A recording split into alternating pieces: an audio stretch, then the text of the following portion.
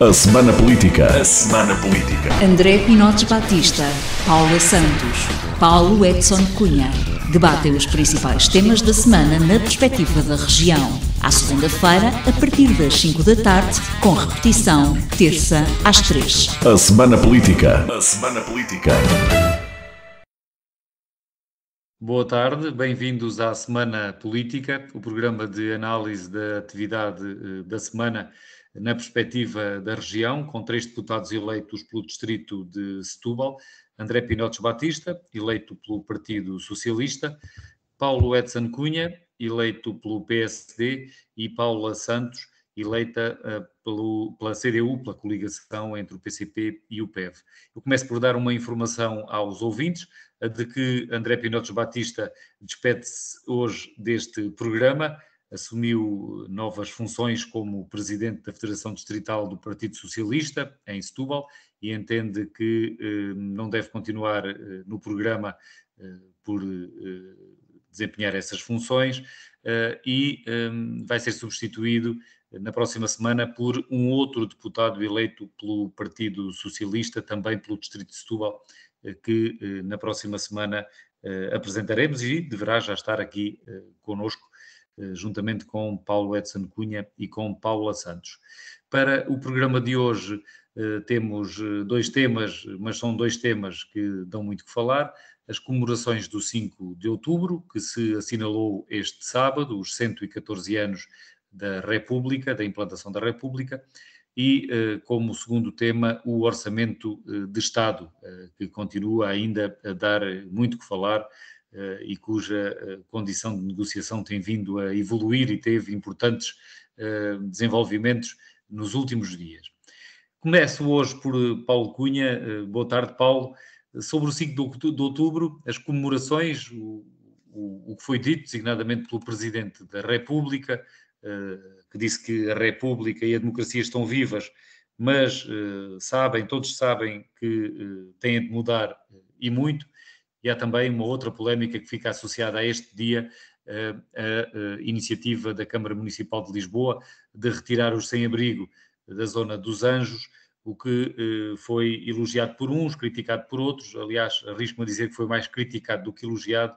Há muita gente que diz que se tratou de uma operação de cosmética, mais do que outra coisa, e levou depois o Presidente da Câmara, Carlos Moedas, a responder aos partidos de esquerda em réplica a essas críticas.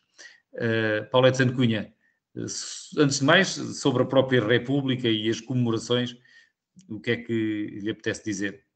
Então, começo por cumprimentar os meus colegas de painel e também o Francisco Rito e todo o auditório da Popular FM.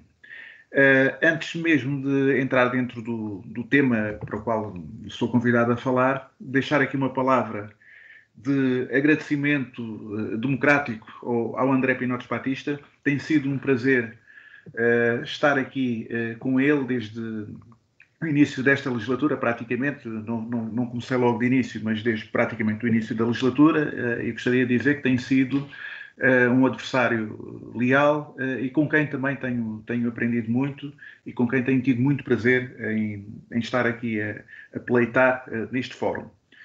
Relativamente à questão da República, em primeiro lugar, dizer que também me afirmo como um republicano, e toda a matriz republicana parece-me que, efetivamente, nesse aspecto, aquilo que o Sr. Presidente da República diz, parece-me que tem todo o cabimento nos tempos que correm. Relativamente e daí também fazer todo sentido o feriado nacional e aquilo que nós estamos a comemorar e devemos passar às gerações vindouras, tudo aquilo que são os princípios republicanos. Relativamente à questão da democracia em si, eu diria que a democracia, isto faz-me lembrar um bocadinho, indo para a linguagem futebolística, quando um presidente de um clube começa a ter muitas vezes necessidade de estar a dizer que o seu treinador é o treinador da equipa e está de pedra e cal, é quando as coisas não estão a correr perfeitamente bem. O que acontece aqui com a democracia não é que a democracia neste momento esteja em crise. A democracia está perfeitamente viva. O que eu penso que acontecem são um conjunto de fenómenos à escala global. Fenómenos esses que põem a democracia tal qual como nós a costumamos ver, ligeiramente distorcida no mínimo. E dizemos distorcida no mínimo porque fenómenos um pouco extremistas acabam por começar a ter voz, e começarem a ter voz precisamente onde não deveriam ter, onde se pensaria que não poderiam ter, ou seria impensável terem. Mas a grande verdade é que essas vozes não deixam de ser as vozes do próprio povo, e são vozes que nos devem, antes de mais nada, preocupar como é que essas pessoas e como é que essas ideias e algumas dessas ideologias acabam por ter alguma expressão popular. Mas cabe àqueles partidos que são os partidos conservadores, os partidos de poder, os partidos do eixo, cabe-lhes a eles adaptarem-se aos novos tempos e fazerem com que a parte da população consiga ver aquilo que efetivamente deve ser visto e que seja uma democracia. A propósito do advento desses fenómenos, este fim de semana ouvi alguém dizer que nos 50 anos do 25 de Abril tivemos a eleição de 50 deputados de um partido de extrema-direita na Assembleia da República. É uma coincidência curiosa e que, no fundo, ilustra aquilo que o Paulo Edson Cunha aqui estava a dizer, não é? Pois, eu nem sou daqueles nós não podemos passar um atestado de minoridade à nossa população, porque a grande verdade é que os 50 deputados nos 50 anos de 25 de Abril estão eleitos democraticamente como nós três que estamos aqui presentes, estão eleitos com as mesmas regras com que nós estamos eleitos.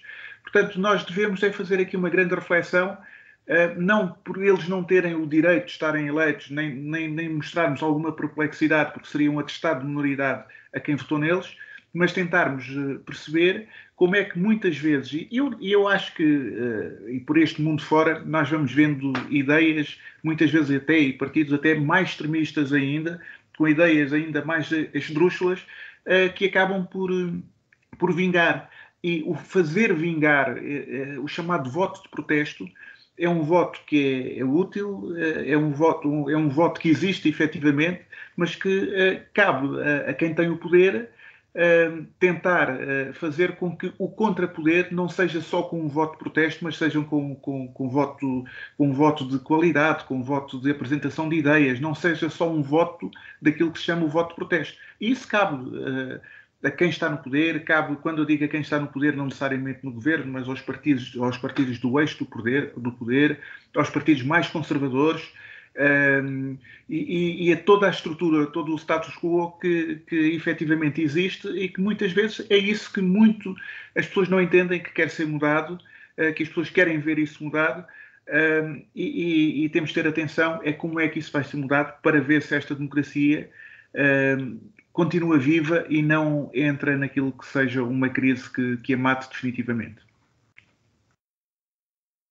André Pinotes Batista, também notas sobre o 5 de outubro, desde logo quanto à importância de continuar a ser assinalado, e também quanto à adesão ou a relevância que lhe é atribuída pelo próprio país ou pelo povo. Será que esta ideia de que a República é um dado adquirido ao ponto de ser um tema que só interessará aos monárquicos é verdadeira ou não? Antes de mais, queria cumprimentar o Francisco e os meus colegas de painel, a Paula e o Paulo, agradecer as palavras que me foram dirigidas e dizer-vos que é sempre um privilégio debater com pessoas com pensamentos tão diferentes do nosso, e depois vou já entroncar na questão que me colocou sobre a República, mas é sempre um privilégio nós termos visões diferentes da sociedade, divergirmos, às vezes com dureza, mas com respeito uns pelos outros, porque das pessoas que aqui se contamos todos do lado da República, todos do lado da democracia, e isso é fundamental. A celebração da implementação da República e estas efemérides têm um peso muito grande na atualidade. Eu queria chamar a atenção, porque acho que é devido, num programa regional em Setúbal, de que uma série de concelhos do distrito de Setúbal celebram esta data a 4 de outubro e não a 5, porque de facto sempre fomos vanguardistas, agentes da nossa região, sempre foram vanguardistas em tudo o que dizia respeito a garantir mais democracia, a lutar pela dignidade das pessoas, pela igualdade, pela fraternidade, e isso ao longo de décadas diferentes, com um mundo que mudou muito, continua hoje a ser verdade. E eu tive a minha primeira iniciativa como presidente da Federação foi no Montijo, mesmo justamente numa evocação a 4, e houve muita gente fora do distrito de Setúbal que me perguntava porque é que a República ali tinha as suas celebrações um dia antes, e eu acho que é importante as pessoas saberem isto, os nossos ouvintes, perceberem que nós somos mesmo guardiões de uma série de valores aqui no nosso distrito, e isso também me satisfaz. Eu, relativamente ao resto, acho que a República tem dimensões que nós não podemos perder de vista. Quando deixamos de ser governados por um soberano que teria um direito divino e passamos a ser governado por alguém que é escolhido pelo povo, com separação depois entre vários poderes, entre os poderes que constituem o nosso Estado de Direito atual, nós conseguimos duas coisas que são conquistas maiores, que hoje em dia vamos desvalorizando, que é o povo ter uma expressão, não estarmos entregues nem à nobreza, nem estarmos entregues à dimensão religiosa, e portanto aí quer na dimensão ecuménica, quer na dimensão de podermos ter uma expressão popular nas diferentes manifestações de poder, ela é muito importante, mas eu queria mesmo ser mais concreto, porque eu acho que a República, que é indivisível, tem duas riquezas muito interessantes. Uma é que, ao contrário de outros sistemas, na República nós não apagamos a história. Eu dou o exemplo da Assembleia da República, onde todos exercemos mandato. A estátua de Dom Carlos I não foi destruída, ela foi colocada num outro piso, com menos destaque, como é evidente, mas nós preservámos muitos símbolos da nossa monarquia. Nós não mudámos toda a simbologia, ao contrário do que acontece noutras latitudes do mundo, onde cada regime que chega destrói o anterior. Eu acho que a República tem esta particularidade, e o mesmo é válido com o quadro de Dom Luís, que está na sala do Senado, e os condes do Lavradio e outras coisas que não dizem nada à República, mas são gente que também fez a história de Portugal. E, portanto, a República incorpora 9 séculos deste projeto societário que é Portugal, e isso é importante. Agora, a última nota, que é, em cada celebração da República, nós devemos adereçar as dimensões que lhe são mais pujantes. E, neste momento, eu diria que há duas questões que têm que ser colocadas no debate político de regime, num debate político que é estrutural e que não tem a ver só com haver umas eleições autárquicas ou legislativas ou europeias, por importantes que elas sejam. Esta intervenção que eu estou a fazer tem que ter validade ao longo de muitos anos. E eu diria que as questões ligadas às migrações e as questões ligadas à distribuição da riqueza devem mesmo ser centrais numa república mais saudável. E de uma forma muito desempoeirada dizer o seguinte: o Partido Chega, que é um partido xenófobo e radical, que agora tem um envolvimento com grupos neonazis declarado, com gente condenada por violência, por xenofobia, é o único partido que tem falado com clareza sobre migrações. E isto parece estranho para quem está a ouvir, eleito no Partido Socialista, mas a clareza deles é a clareza da escuridão, é a clareza do ódio, é a clareza daquilo que suprime a diferença de quem nos está a ouvir. Mas nós temos que ser capazes, os outros partidos, de não se complexar e terem também uma palavra sobre esta realidade, que as pessoas conhecem no seu cotidiano, que colocam um conjunto de desafios por uma razão. Quando nós saudamos que os bens e serviços no espaço Schengen possam circular sem fronteiras, não é aceitável para um humanista social-democrata como eu que tenhamos muitos preconceitos que os seres humanos também circulem. Mas é necessário que o Estado tenha uma resposta para quem chega e para quem está. E que essas pessoas possam ser integradas de forma harmoniosa, desde logo com uma terceira dimensão, que é a nossa língua. Nossa língua, que é transversal a qualquer regime. E, portanto, eu diria que tem que haver aqui, este primeiro desafio tem que ser adressado. Os partidos do arco democrático têm que ser mais claros naquilo que defendem sobre fluxos migratórios. Porque, ao contrário do que se pensa, esta matéria ainda agora começou. E quem estiver convencido de que o assunto se estabilizará por ocorrência divina ou porque assenta como ao pó, está enganado. O mundo, com as suas efervescências, vai ditar mais fluxos. E, portanto, acho que temos de ter aqui uma coisa importante. Finalizando, com a questão da distribuição de riqueza, e aqui falando do meu espaço político, eu tenho profundas divergências práticas com o Partido Comunista, e aqui não é o Partido Comunista português, é com o Partido Comunista que depois quando a sua ideologia implementada, onde nós conseguimos perceber que ela tem mais fulgor, celebrou-se agora o facto de... Celebrou-se, quer dizer, eu não celebrei, mas assinalou-se que o regime comunista chinês tenha superado o regime soviético. A verdade é que depois temos na China um capitalismo de Estado, que também não distribui por uma classe média. Na Europa Ocidental, ou no autodesignado Ocidente, temos os Estados sociais a entrarem em falência porque garantimos vidas mais longas às pessoas, e isso é uma excelente notícia, e simultaneamente começam-nos a faltar receitas para sustentar o nosso Estado Social e para ter o elevador social a funcionar. E, portanto, eu diria que estes dois ângulos, juntamente com a nossa identidade e a nossa língua, são aquilo que devem estar no centro do nosso debate nesta altura do 5 de outubro. Uma nota só para o discurso de Carlos Moedas, um discurso profundamente infeliz, que talvez tentando adressar genericamente aquilo que eu aqui disse, e vou ser simpático e dizer que talvez a intenção fosse boa, na prática Carlos Moedas acabou por, no discurso tradicional do Presidente da Câmara de Lisboa, que costuma ter uma incidência mediática grande nestas alturas, legitimar posições por oportunismo político que não podem ser legitimadas. Sobre a intervenção de Carlos Moedas, ia deixar para falarmos um pouco mais a seguir, depois de concluirmos esta primeira ronda mais genérica. Paula Santos, como é que viu também as comemorações do 5 de outubro e o que é que acha quanto ao estado da nossa República? Muito boa tarde, cumprimento todos, cumprimento quem nos está a ouvir.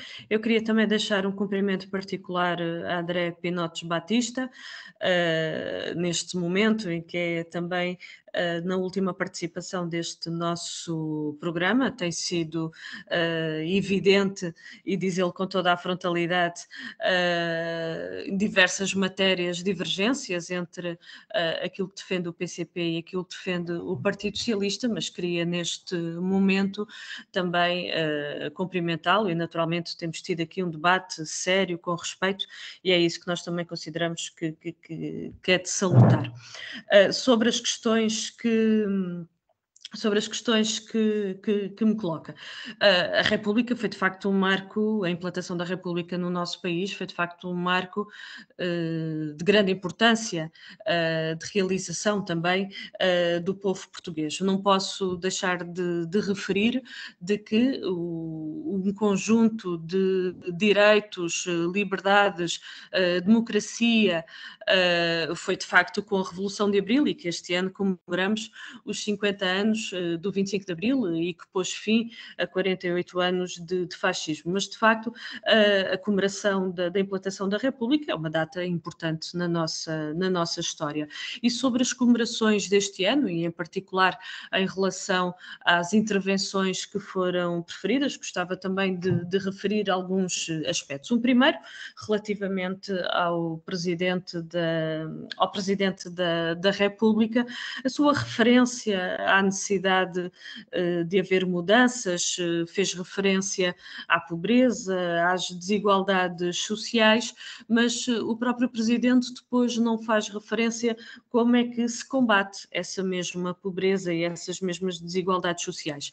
E era esse um dos pontos que eu gostaria aqui de referir e que se interliga, de certa forma, com a pergunta que fez, como é que vemos a nossa República e a nossa democracia, porque a verdade é que para o combate à pobreza e às desigualdades sociais, isso exige uma outra política, exige uma ruptura com o caminho que tem vindo a ser seguido, exige uma política, como temos vindo aqui a defender, de valorização dos salários, de valorização das pensões, de combate às injustiças. Nós não podemos aceitar que no nosso país se aprofundem as desigualdades, em particular entre a minoria que vai acumulando cada vez mais riqueza, e estamos a falar dos grupos económicos, e uma ampla maioria, o povo, os trabalhadores, os reformados, que vivem com cada vez mais desigualdades. E um dos problemas que temos hoje no nosso país é, de facto, por via das opções políticas que têm vindo a ser adotadas ao longo de décadas e décadas, que se têm afastado daqueles que são não só os princípios e o que determina a nossa Constituição, mas inclusivamente dos princípios, dos valores, das conquistas da Revolução de Abril. Esse é um dos problemas que temos e isso resulta dessas mesmas opções políticas de vários governos, quer do Partido Socialista, quer do PSD e do CDS, de facto, de afastamento e de não dar pleno cumprimento àqueles que são o que ficou consagrado na nossa Constituição. Portanto, o combate à pobreza, o combate às desigualdades passa de facto pela ruptura com esta política que tem vindo a ser seguida e a necessidade de uma política alternativa onde de facto os interesses dos trabalhadores, os interesses do povo seja de facto a prioridade e aquilo que determina as opções políticas, e isso exige naturalmente quando a nossa Constituição coloca um dos aspectos que é que o poder económico tem que estar subordinado ao poder político. É um aspecto fundamental e que de facto não se pode, como tem sido nos últimos anos, governar para favorecer os interesses dos grupos económicos. Isso já demonstrou que não serve, que não resolve os problemas, aliás, é fonte de agravamento desses problemas e é fonte também, se me permite a referência, que permite criar o caldo, a não resolução dos problemas concretos da vida das pessoas, permite criar o caldo e o favorecimento para o crescimento de forças de extrema-direita. Portanto, esse era um dos aspectos que queria aqui salientar da importância que é do investimento público, nos serviços públicos, da importância que é de pôr o nosso país a produzir para ficar menos dependente, da importância que é de uma justa distribuição da riqueza, e isso naturalmente passa pela valorização dos salários, porque é isso que permite, os salários e das pensões, porque é isso que permite de facto combater a pobreza. Gostaria também de fazer uma referência de que foi aqui dada uma nota que não corresponde. Naturalmente o Partido Comunista Português intervém no nosso país e aquilo que nós propomos é em função daquilo que é a realidade concreta do nosso país. Obviamente temos em conta um conjunto de outras experiências, mas o nosso projeto, a nossa proposta que temos para o nosso país é tendo em conta a nossa realidade, mas importa aqui referir que a China foi um dos países que mais contribuiu para a redução da pobreza a nível mundial. E este é um facto que já agora gostaria aqui também de deixar.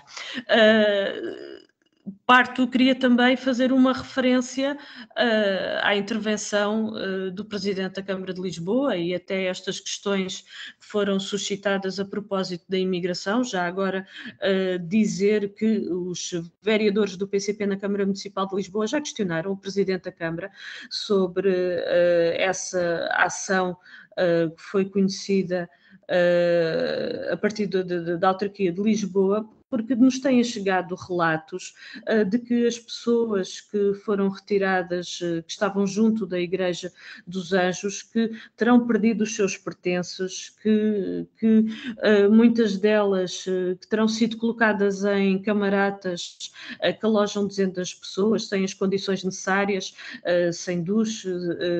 Portanto, há aqui um conjunto de aspectos que importa que haja esclarecimento, aliás, e que esta solução seria por um mês e que não teria salvaguardada uma solução definitiva para estas pessoas, porque aquilo que se exige é de facto salvaguardar os direitos, garantir condições de vida para todos. E, portanto, tivemos já, de facto, a oportunidade de fazer este questionamento ao Presidente da Câmara de Lisboa, porque há um conjunto de elementos que têm vindo a público que são, de facto, de grande preocupação. E um último aspecto para terminar, que se prende até com a apropriação de Camões por parte do Presidente da Câmara, contrário a tudo aquilo que o poeta disse e o que significou, porque o Camões foi de facto poeta do povo, progressista, insubmisso aos privilégios, ou seja, tudo, e o Presidente da Câmara Municipal de Lisboa conseguiu, nessa apropriação totalmente contrária àquilo que eram os valores e aquilo que o poeta significou para o nosso povo e para o nosso país. E eu passava agora para Paulo Edson Cunha, precisamente para nos centrarmos um pouco mais ainda no âmbito das comemorações dos 114 anos da implantação da República, para nos centrarmos um pouco mais na atuação e na declaração de Carlos Moedas, enquadrando um pouco aquilo que disse agora aqui Paula Santos sobre a intervenção do Presidente da Câmara de Lisboa, em que invocou o poeta Camões. Foi numa lógica de procurar salientar a importância de, atualmente, os políticos, os partidos se concentrarem no bem comum, no interesse nacional e ultrapassarem as vaidades, isto tendo como pano de fundo o momento de negociação do orçamento. E Paula de Santo Cunha, eu queria perguntar-lhe como é que avalia a atuação de Carlos Moedas, não só o que já aqui foi referido quanto à retirada dos sem-abrigo da zona da Igreja dos Anjos, as condições em que tal iniciativa foi concretizada, se bem que ainda não se conhecem todos os contornos, e também as declarações de Carlos Moedas, que a certa altura estabeleceu uma relação entre a política, no que diz respeito à imigração, entre a política de portas escancaradas, política de portas escancaradas é mesmo uma citação, e as redes criminosas. Como é que avalia esta? Temos aqui duas questões, sendo que a primeira questão da retirada dos sem-abrigos da Zona dos Anjos, digamos que era uma reivindicação de todos os portugueses, não é uma reivindicação tão pouco apenas do ponto de vista político. Como o Francisco Rito disse, e disse muito bem, ainda não se sabe com rigor quais são as consequências, o porquê que aconteceu, nós sabemos. Porque era efetivamente uma reivindicação, não é apenas uma operação de cosmética, mas penso que seja para dar dignidade não só aos próprios, não sei se está a ser conseguido ou não, sei que há algumas queixas, mas não acredito que fiquem numa situação pior do que aquela que estavam, porque por isso é que eram sem abrigos e estavam nas ruas, e penso que é para resolver efetivamente esse problema. Por outro lado, também é uma questão daquilo que nós temos a mostrar a nós mesmos, já não digo aos turistas, já não digo a outras pessoas que nos visitem, mas digo sobretudo a nós mesmos, porque com certeza a cada um de nós nos indigna quando estamos a passar pela capital ou por outra zona qualquer do nosso país e vemos pessoas sem condições mínimas de vida. Portanto, aquilo que se tenta obter, naturalmente, que é encontrar as soluções para aqueles que, infelizmente, não as conseguem encontrar sozinhos. Vamos dar tempo ao tempo e vamos depois avaliar a virtude e a bondade desta medida. E só depois é que poderemos fazê-lo com algum rigor e com alguma justiça, sobretudo. Relativamente às declarações e ao seu discurso, parece-me que é mais uma peça daquilo que nós iremos falar, com certeza, a seguir. Nós estamos a falar do Presidente da Câmara da capital portuguesa, uma pessoa com muita responsabilidade política neste momento, uma pessoa muito ouvida, e também quis juntar a sua voz naquilo que seja um coro de um apelo à responsabilidade, porque neste momento é disto que se trata. Sobretudo, os presidentes das câmaras municipais não tenho dúvidas nenhumas, vão exercer uma fortíssima pressão, quer sejam do Partido Socialista, do Partido Comunista, ou dos partidos do arco da governação, do PSD, do CDS-PP, vão exercer uma fortíssima pressão no sentido de ser aprovado o Orçamento de Estado. E porquê? Em primeiro lugar, porque há verbas orçamentais que as suas regras decorrem da aprovação ou não aprovação, mas sobretudo por uma outra questão que é vital para o interesse nacional, que é o PRR. E a grande verdade é que sem a aprovação do Orçamento de Estado, nós estamos a fazer perigar milhares de milhões de euros que poderiam entrar no nosso erário público e se vão perder exatamente por esse ato, que será um ato de irresponsabilidade total se nós não conseguirmos encontrar esta solução. E eu, quando digo um ato de irresponsabilidade total, não estou a dizer que eu não estou a imputar essa irresponsabilidade aos partidos da oposição. Estou a dizer que se o Governo e os partidos da oposição não conseguirem encontrar, neste momento, uma solução para aprovar o Orçamento de Estado, naturalmente que serão severamente penalizados aqueles partidos que se considerarem, ou que a população depois os considere culpados disso, serão severamente castigados, não tenho dúvidas disso, porque não estão a pôr o interesse nacional neste momento em jogo, em primeiro lugar e em primeiro plano. Eu penso que era isso que o Sr. Presidente da Câmara Municipal de Lisboa quis dizer no discurso que fez e nas alusões que fez a Camões, a Luís de Camões. André Pinotes Batista já referiu aqui a prestação de Carlos Moedas. Ainda quer dizer mais alguma coisa ou passamos ao segundo tema? Não, podemos passar ao segundo tema. Eu já disse o essencial, não vale a pena ser redundante. Carlos Moedas quis responder não à sua matriz social-democrata ou porque não a tem ou porque por conveniência entendeu que isto lhe dava mais votos. Eu continuo a achar que cada vez mais Carlos Moedas cai no erro de estar obcecado em fazer passar uma ideia de uma obra que não faz, de posições que não lhe conhecíamos quando era comissário europeu e, portanto, não tenho a certeza que não se vá arrepender, mas isso o tempo dirá.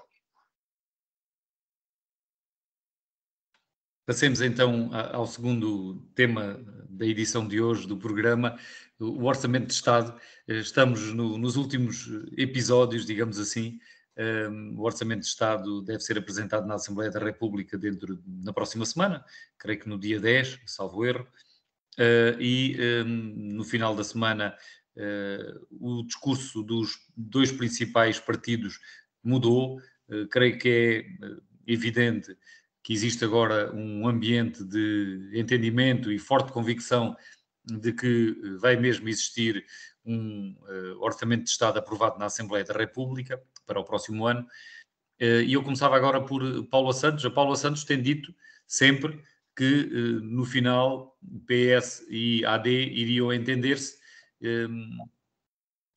Era isto que estava à espera ou reconhece que realmente houve alturas em que não estava garantido e os partidos estavam mesmo muito distantes uns dos outros, os partidos intervenientes nesta negociação? Bom, se há aspecto que tudo isto que tem sido discutido em torno do Orçamento de Estado nestas últimas semanas tem vindo a ser clarificado, é de facto esta convergência entre o Partido Socialista e entre o PSD e o Governo no que diz respeito à intenção de reduzir os impostos para os grupos económicos. A verdade é que, relativamente a estas matérias, no outro programa tivemos a oportunidade de fazer uma referência e quer o dito IRS jovem, quer a redução do IRC, são medidas de aprofundamento da injustiça fiscal e mesmo que elas não constassem no Orçamento de Estado, o Orçamento de Estado não ficava a ser um bom orçamento, não se tornava um bom orçamento de Estado. Mas aquilo que nós temos assistido entre o que tem sido público das propostas quer do Partido Socialista, quer do PSD, é que ambos estão de acordo com o aprofundamento da injustiça fiscal, que é exatamente o problema que nós temos no nosso país em matérias de impostos, é exatamente esse, de injustiça fiscal, mas que ainda se quer aprofundar, porque quer em relação ao dito IRS jovem, em que aquilo que, para além de procurar conter o aumento dos salários e sobre salários, quer um, quer outro, quer o PS, quer o Governo, nada têm dito. E quando a questão determinante é o aumento efetivo dos salários, porque é isso que faz a diferença, é isso que permite aos trabalhadores, aos jovens, ter melhores condições de vida. Ou seja, aquilo que vemos é de facto essa convergência para o aprofundar da injustiça. E em relação ao IRC, já se sabe, uma redução de IRC favorece quem sai de facto favorecido são efetivamente os grupos económicos, quando aquilo que era necessário era exatamente o oposto. Aquilo que é necessário é o alívio da tributação sobre os rendimentos de trabalho, sobre as micro, pequenas e médias empresas e tributar de uma forma mais efetiva os lucros dos grupos económicos. Ora, não é isso que está em cima da mesa, mas deixa também claro um outro aspecto, que é Toda esta discussão que está a ser feita no espaço público deixa de fora questões centrais da vida do povo português. Já fiz referência aos salários, a questão da valorização e da recuperação e da valorização do poder de compra dos reformados, as questões que se prendem com o investimento no Serviço Nacional de Saúde, a valorização de todos os profissionais de saúde, a sua fixação no Serviço Nacional de Saúde, para que o Serviço Nacional de Saúde tenha as condições, tenha a capacidade para prestar os cuidados de saúde que todos os utentes têm direito, o investimento nas instalações de saúde, quer de centros de saúde, quer dos hospitais, e temos problemas muito concretos aqui na Península de Setúbal, todos conhecemos, não só da necessidade de construção mais centros de saúde, mas também da necessidade, por exemplo, da concretização do hospital no Concelho de Seixal, e continua a ser adiada. Assim foi no governo do PSD e do CDS, assim foi com o governo do Partido Socialista, e que tarda em ser concretizado quando é uma necessidade que há muito está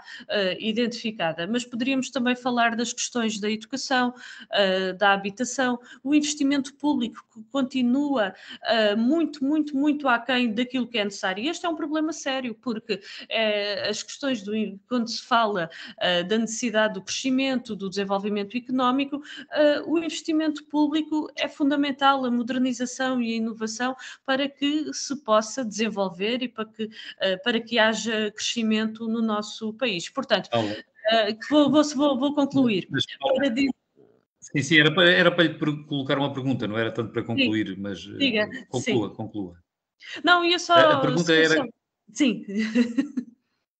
Era sobre a questão do IRC, em que a Paula disse aqui que os partidos estão entendidos no sentido de desagravarem a carga fiscal sobre quem menos precisa, os grandes grupos económicos.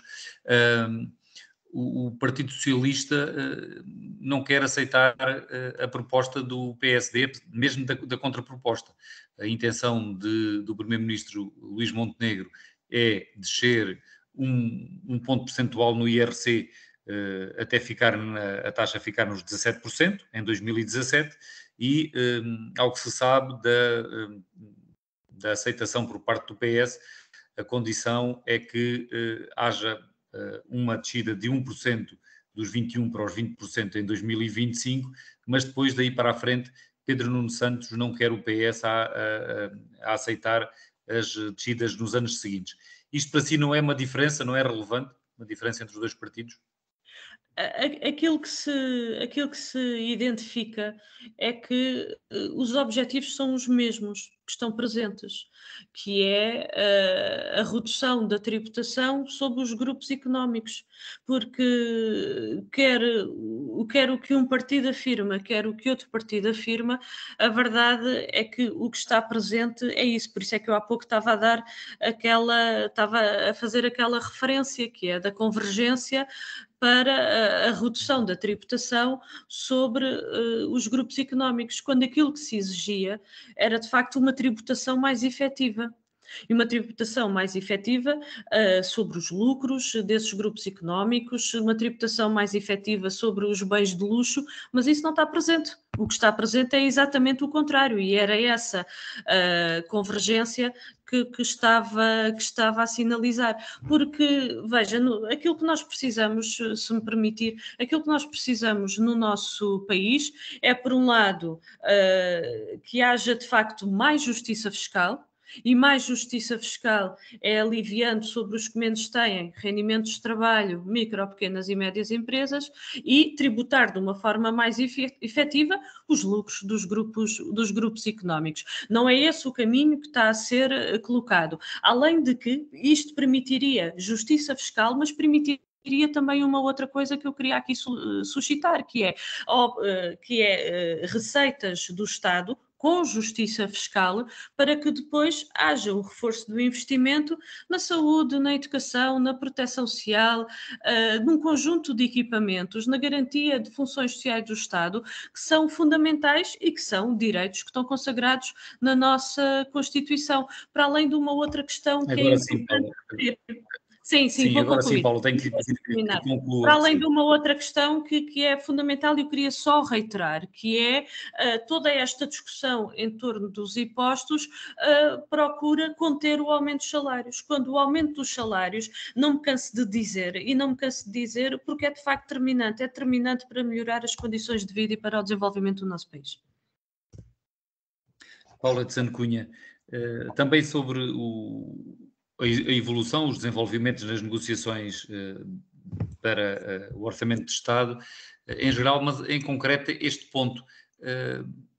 O PS não quer comprometer-se e diz já que não vai aprovar uma descida anual de 1% no IRC até 2027, que está disponível para aprovar apenas este ano.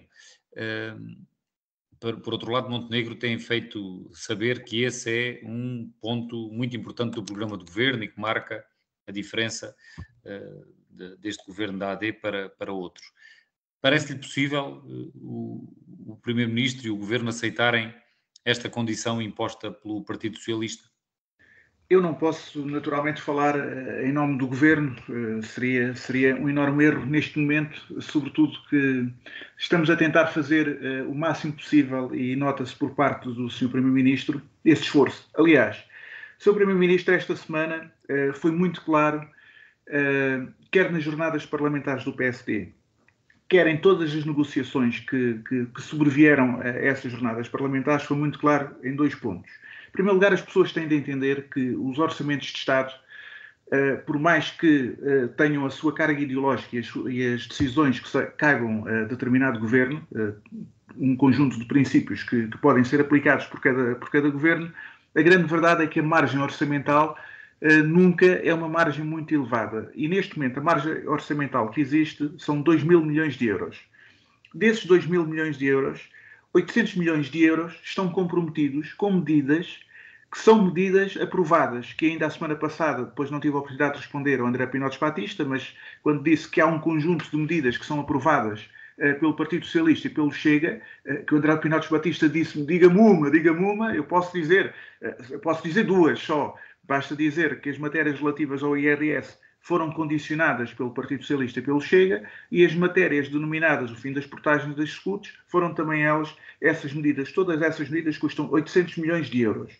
Mais as medidas aprovadas, neste momento apresentadas pelo Partido Socialista e a grande maioria delas já aceites pelo Governo em termos de negociações, já vão em 970 milhões de euros. Portanto, neste momento, nós estamos a falar de sensivelmente 80% daquilo que é a margem orçamental. E quando se diz margem orçamental é porque todo o resto do dinheiro está condicionado já previamente com compromissos que o Estado já tinha anteriormente, desde funcionários públicos a compromissos anteriores. Destes 2 mil milhões de euros, nós temos 80% condicionados pelo Partido Socialista. O que nós vemos aqui é que o Partido Socialista quer governar através da oposição. Eu disse-o na semana passada aqui neste programa. O Partido Socialista quer fazê-lo. Quando se apela ao bom senso, é um bocadinho neste sentido. Há que ser pragmático, há que encontrar uma solução, há que fazer cedências, mas eu sempre aprendi que um acordo, só se consegue um acordo com a cedência das 2 partes. Não se consegue um acordo só com a imposição de uma das partes, porque senão não é um acordo. Senão é simplesmente a imposição de uma delas. Aquilo que me pergunta diretamente relativamente ao IRC, não me parece de todo razoável a posição do Partido Socialista. O André Pinotes Batista dirá que trará aqui a cartilha do Partido Socialista, que não me parece, com toda a franqueza, não me parece razoável, até porque o PSD e a AD, neste caso, está a condicionar o seu próprio programa, está a condicionar as suas próprias medidas, está a reduzir as suas medidas. Agora, se queremos que se eliminem as medidas completamente, então o Partido Socialista quer governar através da oposição. E há uma coisa que é verdade. É verdade que temos uma maioria relativa, não se diga uma maioria, temos uma maioria relativa no Parlamento. É verdade que temos, não temos uma percentagem muito superior, mas somos o partido mais votado e temos um programa do governo que está, neste momento, em vigor e está aprovado, passou no Parlamento. Portanto, deixa-nos governar, conforme os nossos governantes foram dizendo ao longo desta semana, e penso que deixa-nos governar porque estamos a governar bem, não tenho dúvidas disso. André Pinotes. Peço desculpa que tinha o microfone desligado.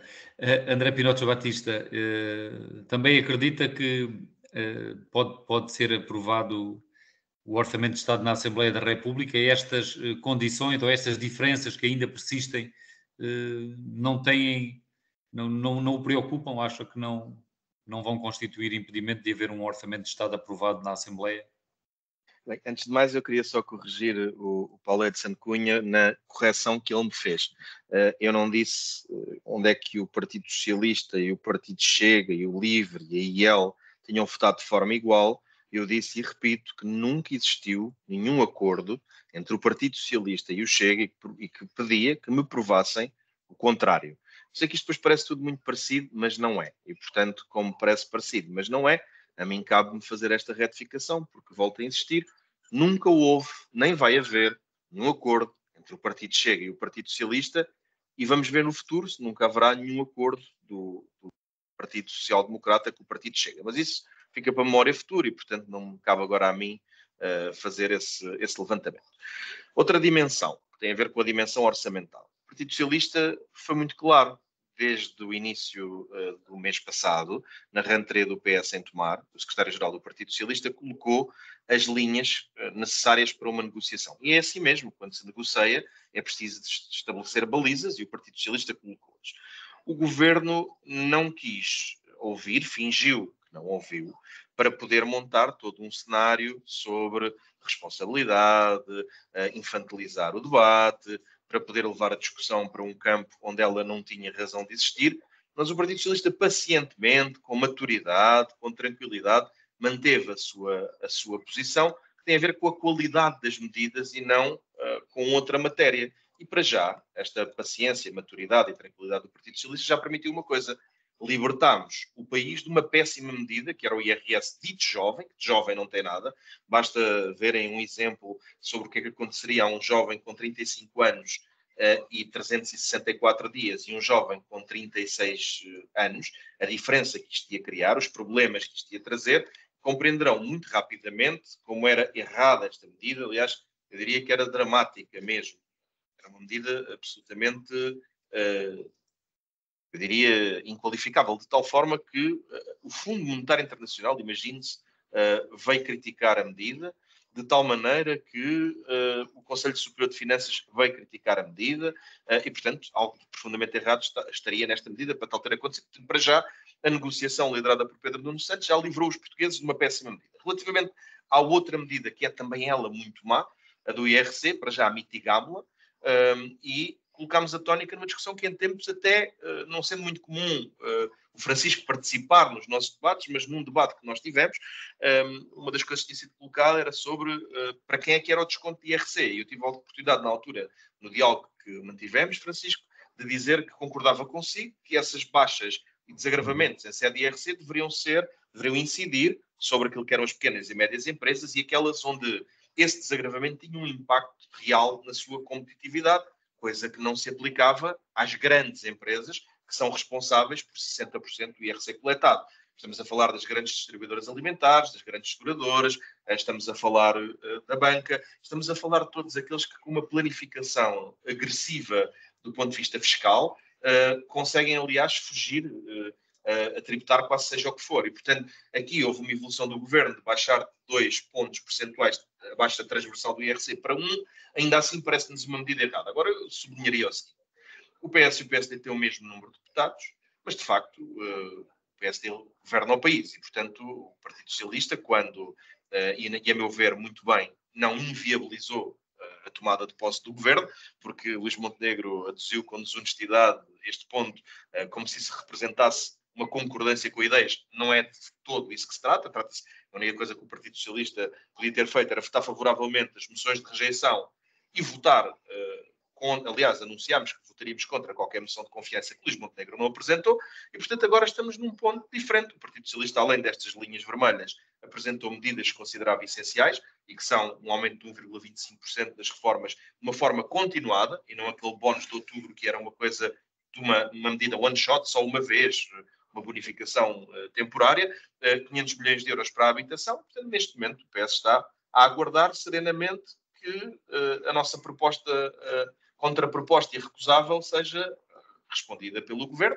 Portanto, só haverá uma crise política se Luís Montenegro quiser. E eu diria que é neste ponto que estamos, e neste ponto o que nos cabe é aguardar para ver o que é que de facto interessa a Luís Montenegro, uma crise política ou governar.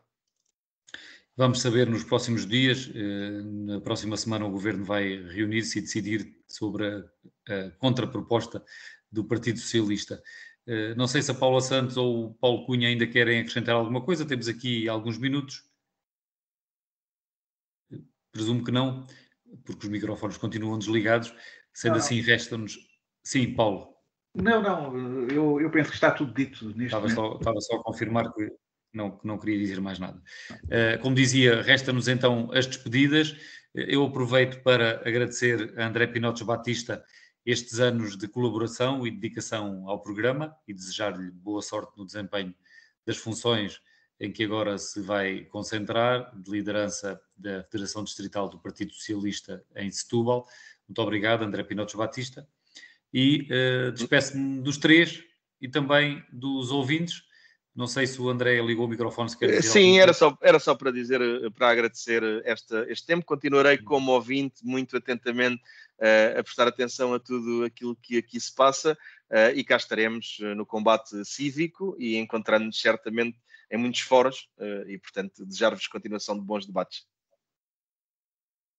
Muito obrigado. Ficamos então por aqui na edição desta semana. O Semana Política volta de hoje a 8 dias. Tem emissão em direto na Popular FM às segundas-feiras às 5 da tarde, com repetição às terças e fica também disponível em podcast. Uma boa semana para todos. Até de hoje a 8 dias. A Semana Política. A Semana Política. André Pinotes Batista, Paula Santos, Paulo Edson Cunha.